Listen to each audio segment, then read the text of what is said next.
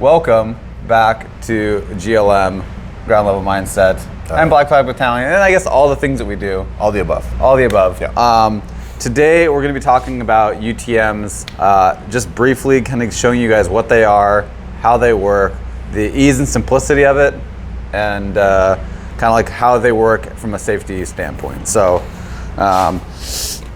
here we just have your standard Daniel Defense M4, and it is a beauty. It is beauty. Oh, and just to verify, you guys can see the cryptic bolt inside there.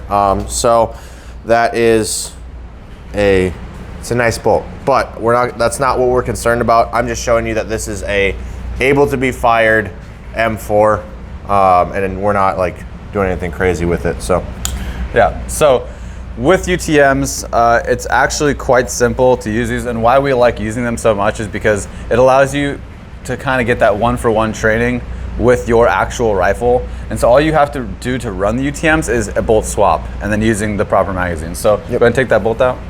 Well, so one thing to also mention is using the proper magazine is important, but the reason that you technically don't have to do that is because it's ultimately just a normal M4 mag. Yeah. But with the way that UTMs are set up, if you have more training mags like that, then it will function better, because some mags are kind of a pain in the dick. So just to show you that, we have two mags. One way to identify that you are using a UTM bolt is you're going to see that blue right there, as well as you cannot shut that ejection port cover. It will not allow it to happen. And then going back to the magazines, you're going to have your standard GI issue magazines, and these are filled with battle blanks. So we're going to show you two different type of rounds here that we do use.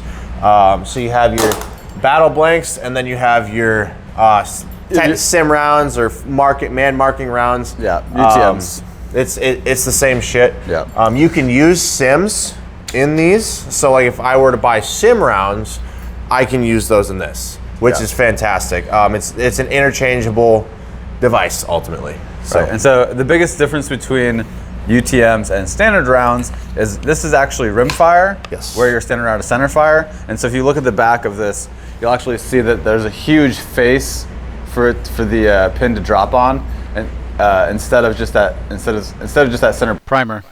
So.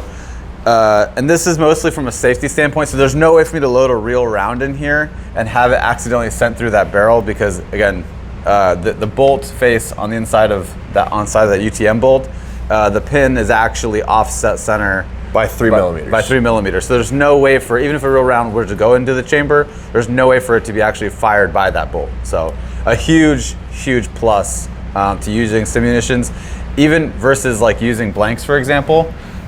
We actually had a scenario in Bridgeport where somehow a live round got into a magazine of blanks, and they were doing force-on-force training.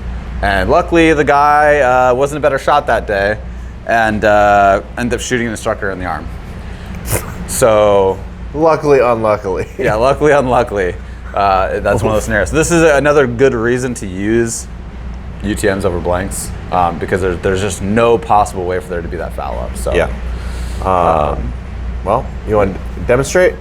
But yeah, you want to go ahead and So first things first, we're gonna go with the battlefield blanks. So you can see the difference. So let me see that real quick.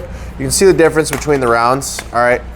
You have battle blanks, which is the metal mag on top, and then you have actual man marking rounds, is what they're called, on bottom. So let's get into it. And the nice part is these are friendly to your ears, to say the least. We are in an enclosed space, so you heard it feed. It's really not that bad, and that's all it sounds like. So super tame. You can see the recoil. You can also see the feedback it gives. So there's a muzzle flash.